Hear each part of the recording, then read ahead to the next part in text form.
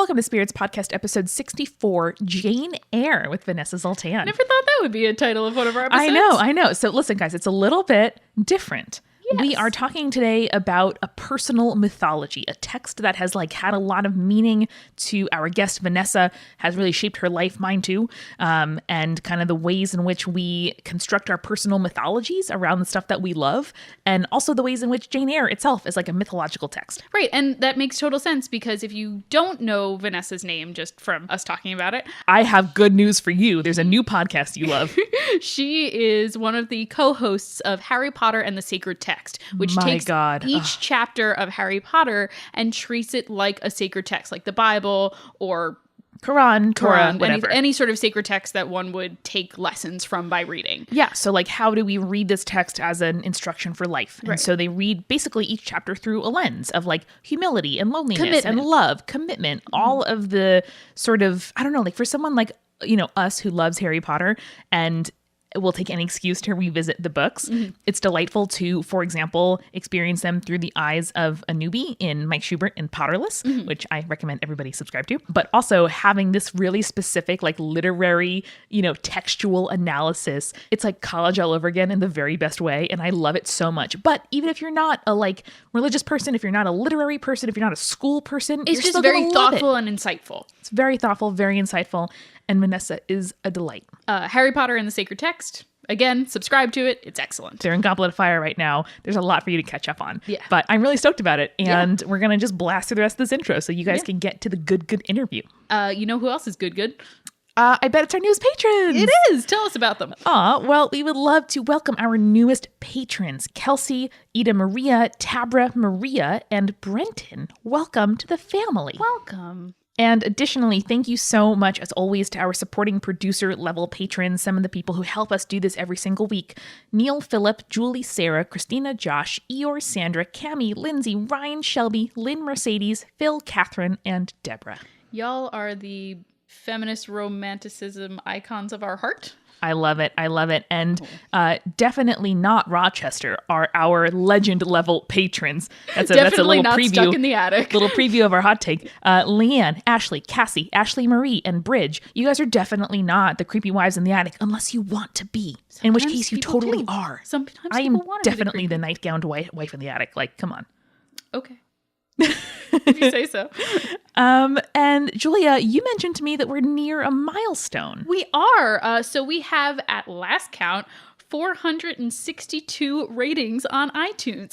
I want to get it to 500 because I like round numbers. Kind of close to 500, isn't it? So if you haven't taken the time to either on a desktop computer, laptop, whatever, go to iTunes and review us in Apple Podcasts, or on your iPhone to open up the Podcasts app and give us a rating and or a nice review, we would really appreciate it. That would be great. It would be really, really great. We love you all. I know. I'm gonna do this. I'm gonna read our most recent review on the Bring it up. Hold on. So this is our most recent review. This is from the Jones 912, and they said, based on the cover art, I wasn't quite sure what I was getting into, but I was super happy to find a well-researched and passionate discussion on Indigenous folklore in the episode I checked out. You'll have a great time and learn a lot, especially if you enjoy mythology and cultural stories. Subscribed. Aww. Thank you, the Jones 912. Thank you, Jones. That's so sweet of you. And if you review the podcast in the next week or so, I might read your review on the show. That is a good incentive, Jules. I love it. I want you to read words I write, and we talk every single day. That is true. All right. So we would love, again, to thank Vanessa for guest starring, and also to apologize because we recorded this literally a year ago. Sorry.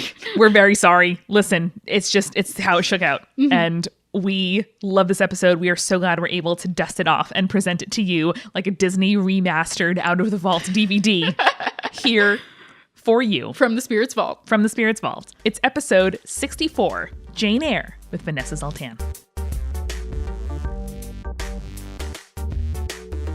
So we are so happy today to be with Vanessa Zoltan, who is co-host of the fabulous Harry Potter and the Sacred Text podcast. Guys, you know how much we love Harry Potter. You know how much we love this podcast. We talk about it all the time. And how much I love literary analysis. Yes. And so when I saw Vanessa, I must confess your podcast, I was like, oh man, I hope this is going to be good because it's two of my favorite things. And lo and behold, it is better than I could have imagined. It absolutely is. So good. So thank you for coming on, Vanessa. Yeah.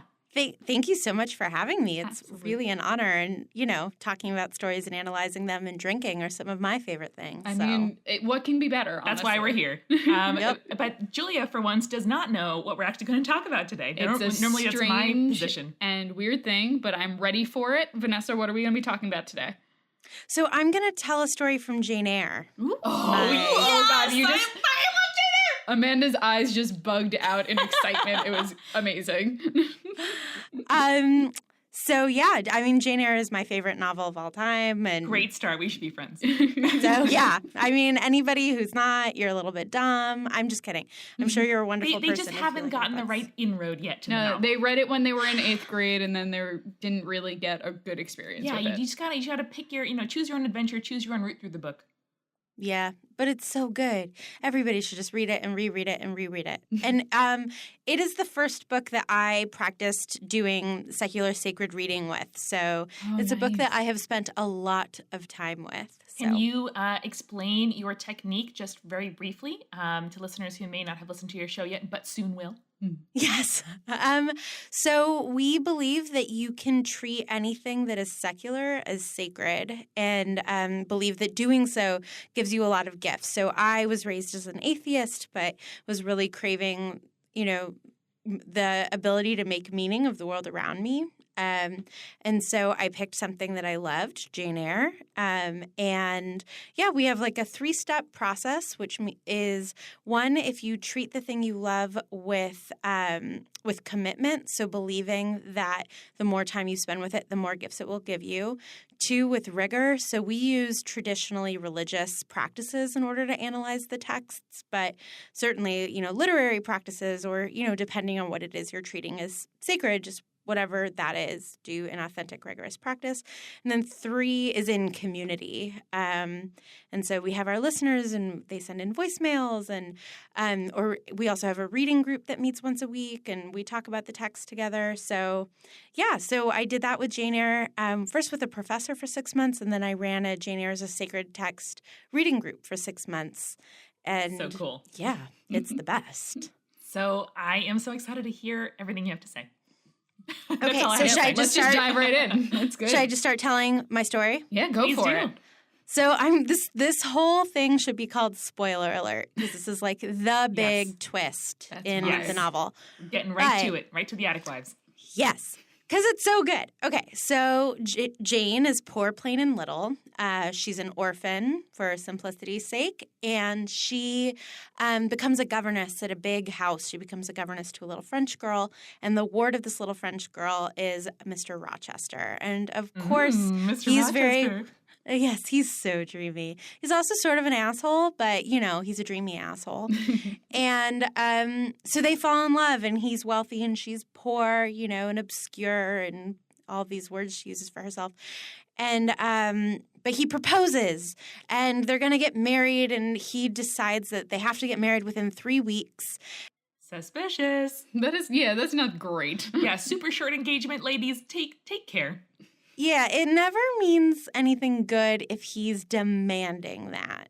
Yeah. And in the meantime, this house just sort of seems vaguely haunted. They live in Thornfield Hall, which is this huge house with lots of servants, including a servant named Grace Poole, who seems to be an alcoholic and have fits of rage sometimes. And it's unclear, but there's a lot of banging around the house. There's a fire started supposedly by Grace Poole, etc. So anyway, the wedding day comes. Jane and Rochester go down the hill to the church. And it's just the two of them at the wedding. They have a local person as the witness and the priest. And as they are about to get married, a solicitor storms through the door and says, "You cannot get married. Rochester is already married to Bertha Mason." Gasp. Gasp. And Jane just sort of, stands there. And Rochester stands there for a good amount of time and is like, what do I do? What do I do? Oh, no. The thing has happened. Yeah, the shoe has dropped.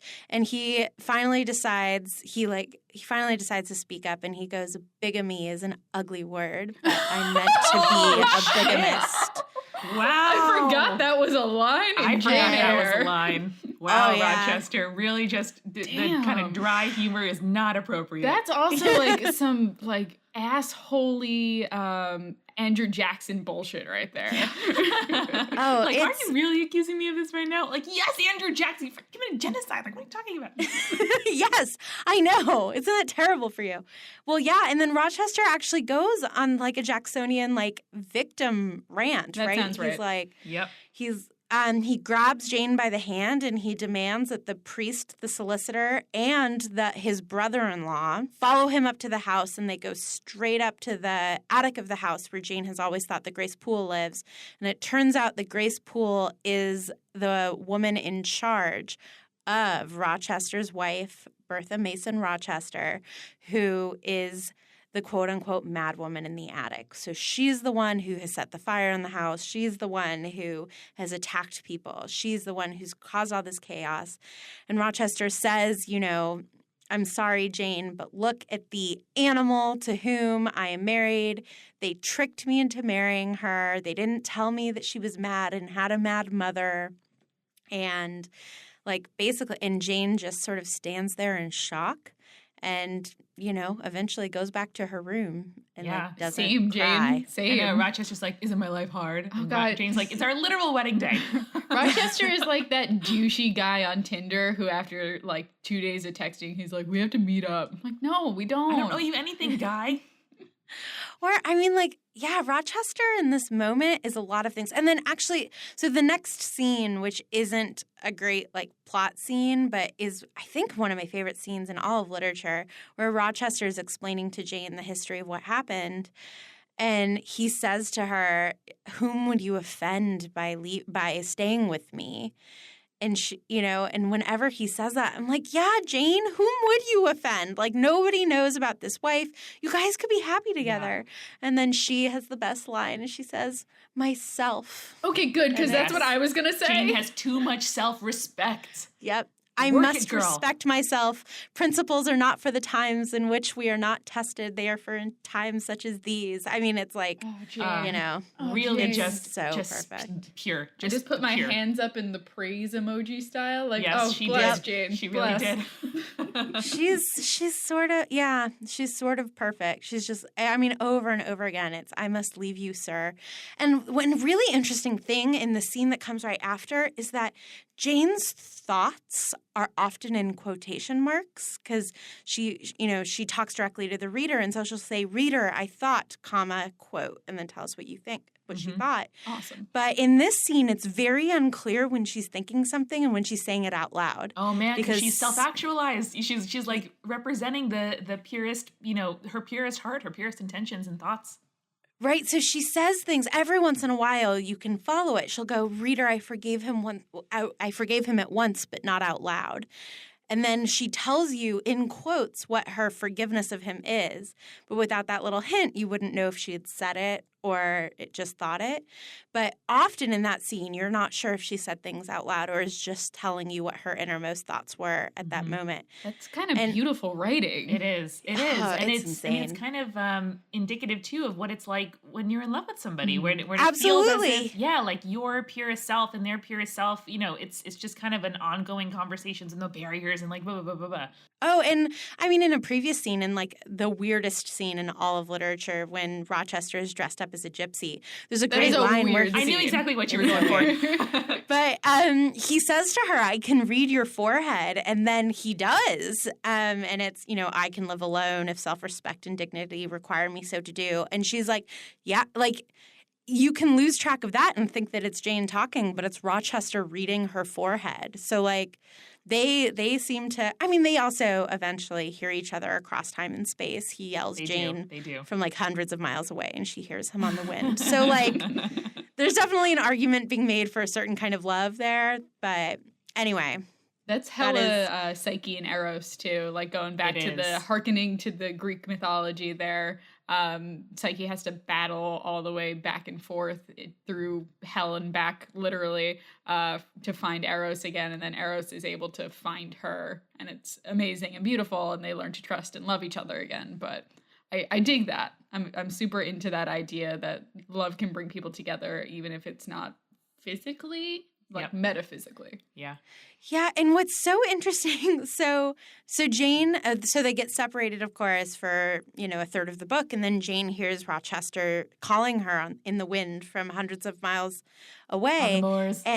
And yeah, on the moors when St. John, it's interesting on so many levels. But anyway, they get reunited, and Rochester then says to her, there was a night that I was so desperate for you, I called for you.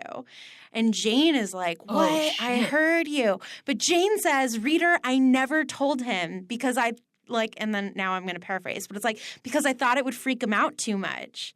And so it's so weird that they have this connection, but then on this other level, she doesn't feel comfortable telling him the extent to which they have the connection. Wait, also, I just thought of a Harry Potter scene that this is related to. Oh, please. Ooh, And please. it is the scene in the 7th book where Ron had left after that whole situation, and he was able to hear Harry and Hermione's conversations when he's playing with the deluminator. The is that lighter, what it's called? yeah. Yeah, the put outer, which is what it's called in the 1st book, and Exactly. it's the deluminator in the 7th book.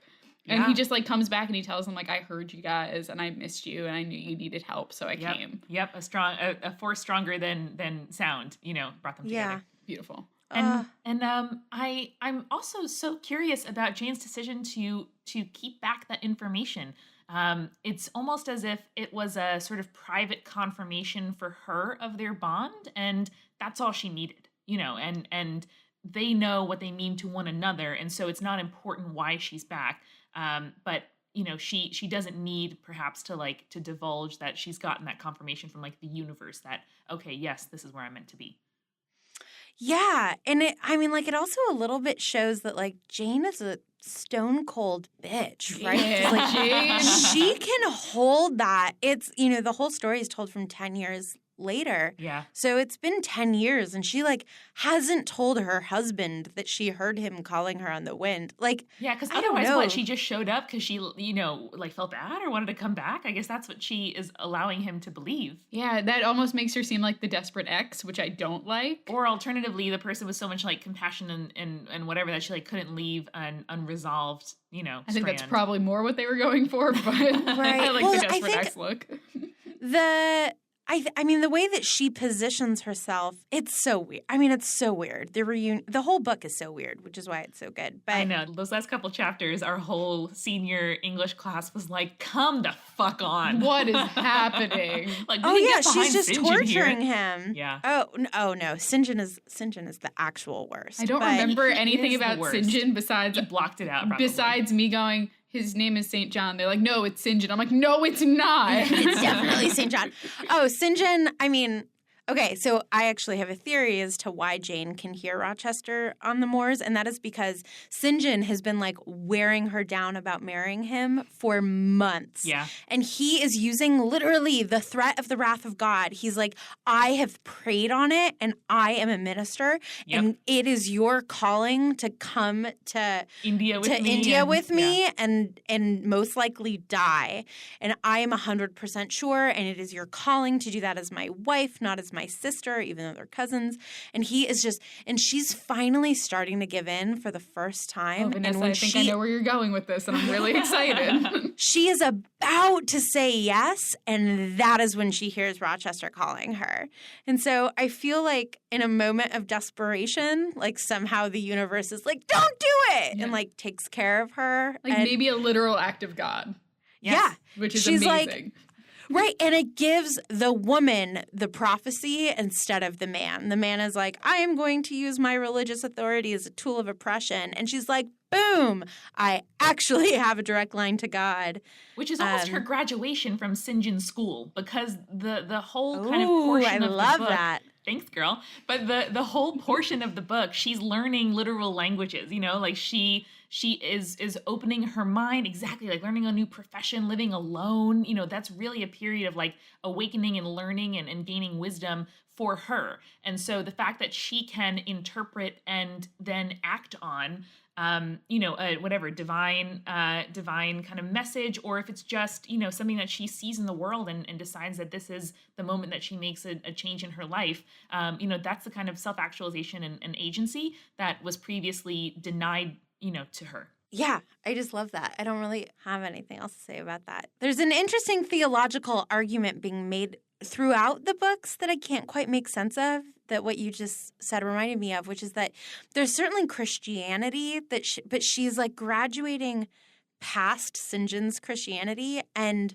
there's all of this talk in the books of like in the novel about like sprites and fairies and Yes. Like old Rochester English gypsies style. and spirits. And, right. yeah. And but it's also, of course, like very Christian. But then there are different Christian theologies throughout it. Like Mr. Brocklehurst is like, you are a bad child, and so you will go to hell. Whereas Helen, Jane's best friend, is like, we all go to heaven, right? So it seems as though Jane's like more naturalized, romanticized, Moorish Christianity is the one that wins out, until Jane, who narrates the whole 550-page novel, for some reason gives St. John the last word.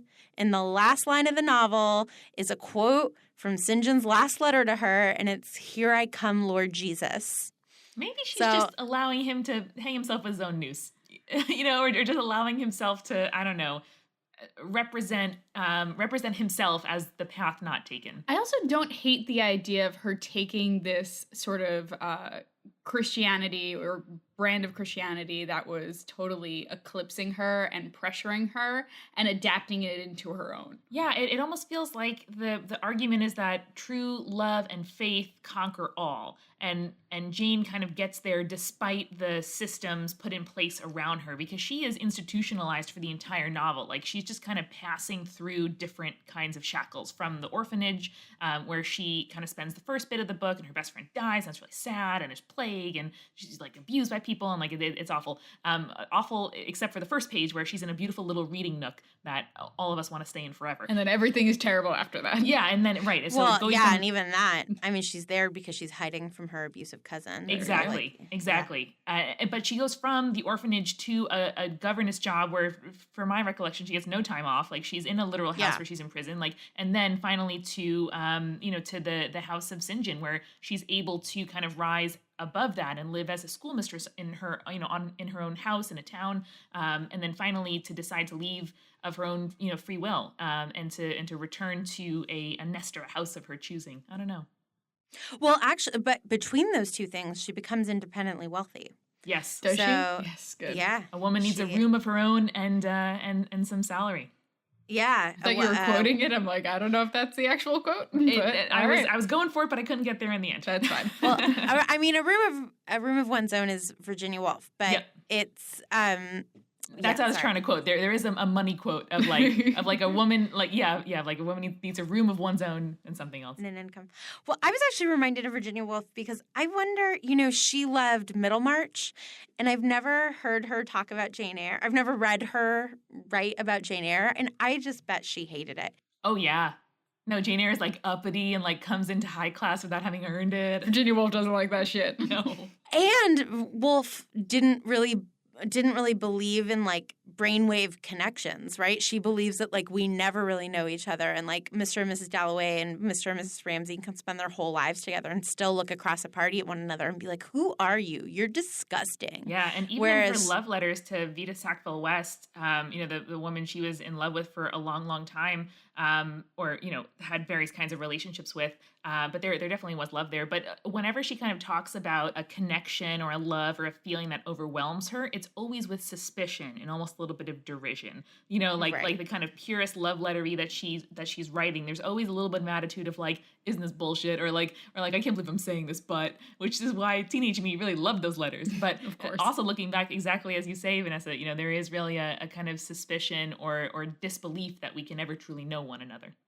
Right. Whereas Rochester and Jane can know each other from hundreds of miles away. And And in a way, then her love of Rochester and with Rochester is kind of the opposite of St. John's perceived love, because Jane and St. John get to know each other laboriously. They talk for a long time. Like, they correspond for a long time. It really is a process of unfurling the story and fact of themselves to one another, and they don't click in that way, and St. John believes that just because they've like worked at it for long enough, like this is how this relationship culminates. Whereas with Jane and Rochester, if it wasn't necessarily love at first sight across a room, it was quite close to that. And so exactly, it's almost like that unasked for effortless connection is what ends up trumping in the end effort that, while well-intentioned, ended up just not clicking or being futile. Right, but it's even it's effortless connection, but it's a tremendous amount of effort to make the relationship work. You're totally right. Yeah, connection, but then the love takes effort. Yeah, the house has to burn down and he has to get maimed and she has to perish in the wilderness for 3 days like Jesus. I mean, they have to put a ton of work in. But, right, it does seem to be an argument for don't throw away love. It's rare and special. I don't know if there is an argument to be had, or just I've always loved Jane Eyre as kind of one woman's life, just a story of one woman's choices and how they ended up. And maybe, my reading of the book has changed every time I've read it, and I've read it maybe 4 or 5 times since I was 16. But that's why I like it the most. It doesn't seem to be making a kind of overarching argument for the world. It seems more, of what we can understand about ourselves and our own choices from this one person's story.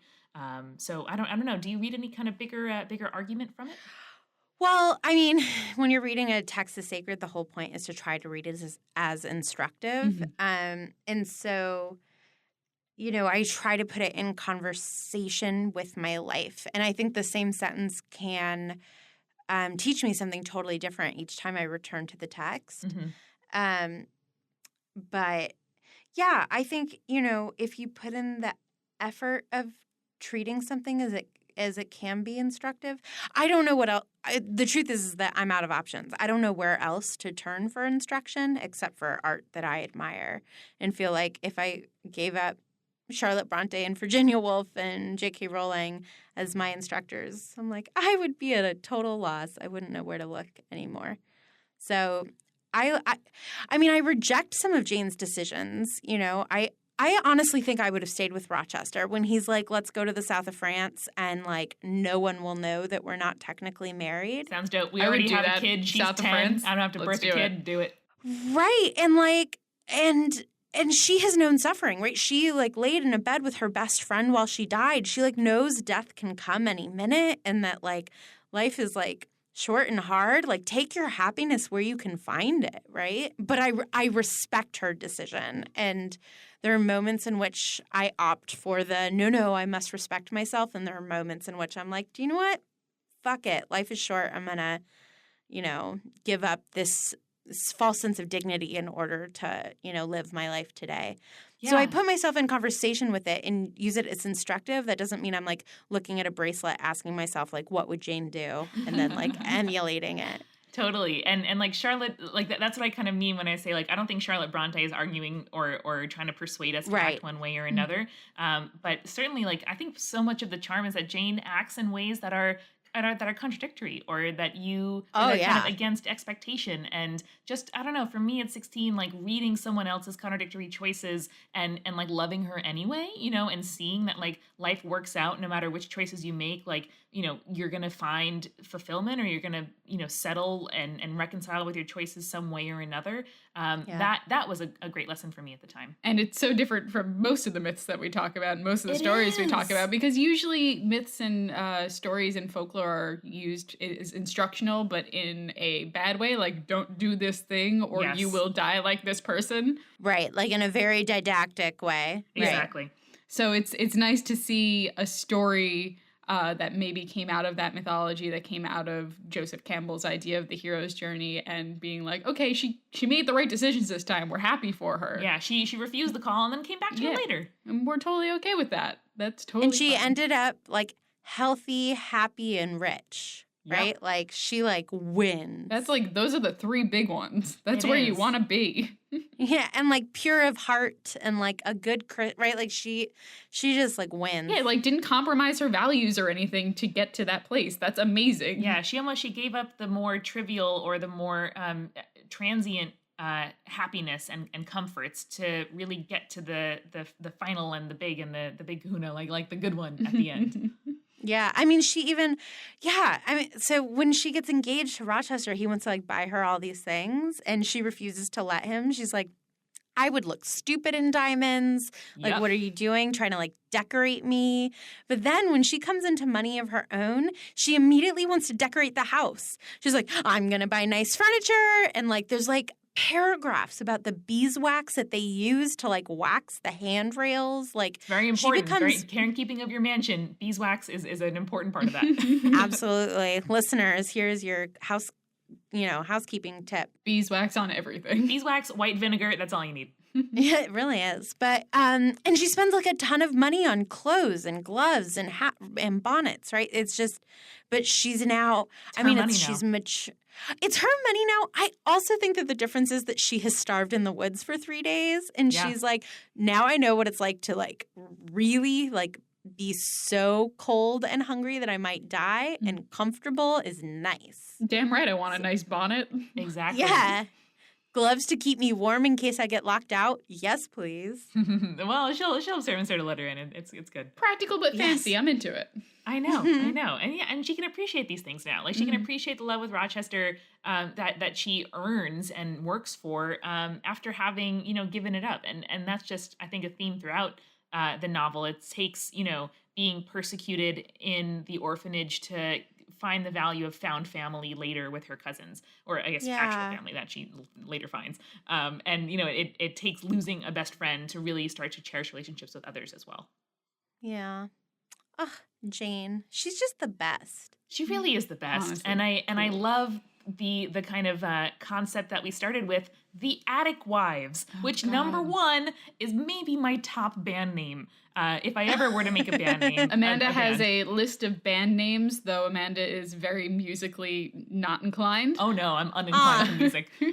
But the Attic Wives. My favorite game is from Brooklyn Nine-Nine, and it's, that's the name of your sex tape. Yes. So, Attic Wives would be the name of your sex tape, Amanda. Honestly, that sounds pretty legit. That sounds like a reading of A Room of One's Own that I would love to undertake. Bringing it back.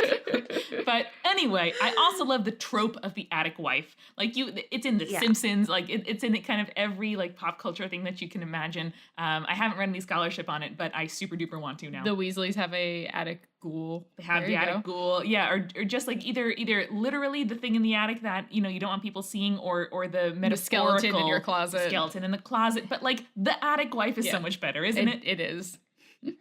Well, I don't know how dark you want me to take this, but stick with me long enough and I'll go somewhere bleak. The darkest. You have not heard our Urban Legends episode? That gets dark real quick. Shit. I still have nightmares about that one.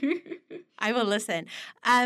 There's a famous piece of literary criticism called The Mad Woman in the Attic about like this history of why we write women as crazy and et cetera. But, women in the attic, and I spent a lot of time thinking about women in basements as somebody who's like interested in theology. The question of suffering is always the one that you end up struggling with. It's any sort of theological idea can work up until you're like, yes, but what about suffering? And for me, suffering is embodied in the image of women in basements across the world in sexual slavery and, kidnapped by Boko Haram or, by various sex trades. And we're just finishing Book 2, Chamber of Secrets of the Harry Potter series. And I was like, holy shit, Ginny is a girl in the basement. Oh, also girl in the Ginny basement. in the basement. Yeah. Yep. Oh, God. And Ginny is literally a girl in the basement. And then at the end, when she's trying to get out of the chamber, Ron wants to hug her. And she's too traumatized to let him touch her. Yeah. I was like, oh and my 11. God. 11. I know. I think J.K. Rowling had just come off of working at Amnesty International with sex trade victims. So I feel like that had to be in her mind as she was writing Ginny in that moment. But like women in like attics and basements, that is still a like deep problem that we have existentially, psychologically, mentally, and then just like physically. Literally in the world. In a real and way. Something that's, propagated in crime shows and crime movies, which, I find myself loving despite it being my problematic fave. And things like, SVU, where you kind of see, justice being gotten. Not always, and people though. being rescued some of the time. Like that I don't know, it's really cathartic in a way.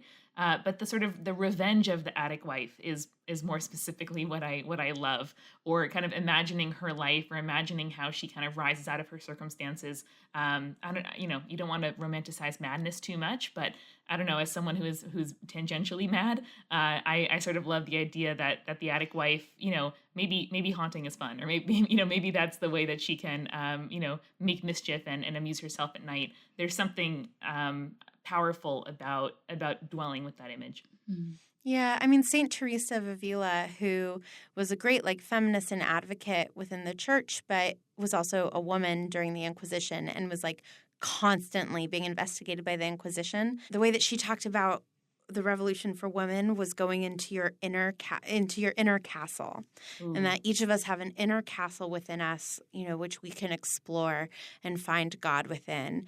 And it both was a revolutionary idea, and it's also one of we're not getting out of the attic yet. Right.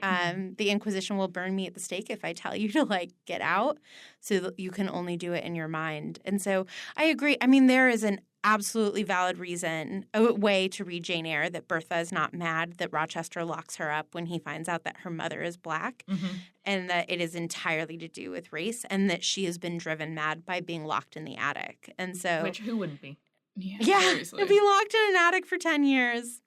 I would burn the house down and jump too, for sure, and try to stab him every chance I got. That reminds me of all of the really bad, not bad, but Grimm's fairy tales where it's the princess has been locked away her entire life. I'm she will not make a good wife. She's probably nuts at this point. Yeah. She needs some mental health care. She does not need some random dude taking advantage of her and taking her off to a kingdom to marry him. I know, she might say yes just to get out of the castle, but the second you camp overnight, she is out of there with your horse and your sword. As she should be. Ugh, she probably has a shiv in her pocket. At least I hope so. Yeah, or in her braid, Rapunzel, surprise, it's full of knives. Rapunzel was my favorite as a kid, and I just need to go to a therapist to talk about why I was obsessed with Rapunzel. You super should, and then talk about it with us, because I'd be really curious what the answer is. Why?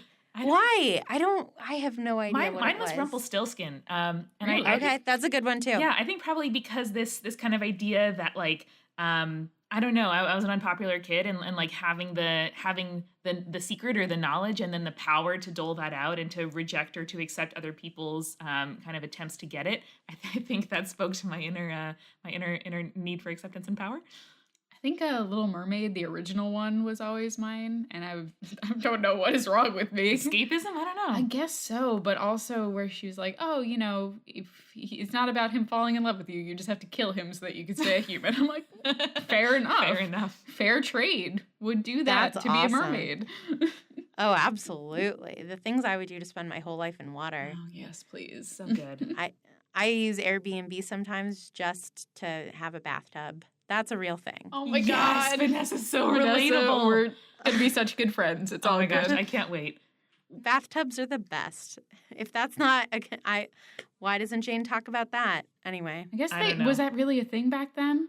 They weren't really washing for her. Yeah, I mean, I think high class, you're getting baths drawn for you every couple weeks. That's true. Every couple weeks, though. Yeah, no, yeah, for sure. Well, Vanessa, thank you so much for taking the time to come with us and to talk about your personal mythos and your personal secret text of Jane Eyre. Thank you so much. I mean, I'll talk about Jane Eyre with you guys anytime you want. So next time we're in Boston, next time you're in New York, we'll do this in person. Yes. Sounds good. I look forward to it. Vanessa, is there anything you would like to plug? Apart from the excellent Harry Potter and the Sacred Text, y'all, subscribe now. Yes, definitely subscribe to that and to our podcast. And I don't know, everybody go read Jane Eyre. There are so many great retellings of it.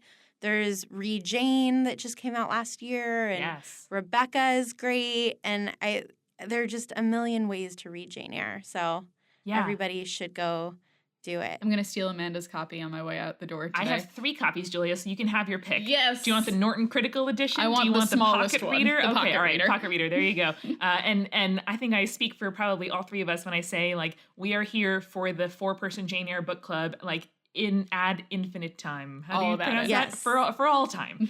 Tweet us if you're reading Jane Eyre. We are here to talk about it with you.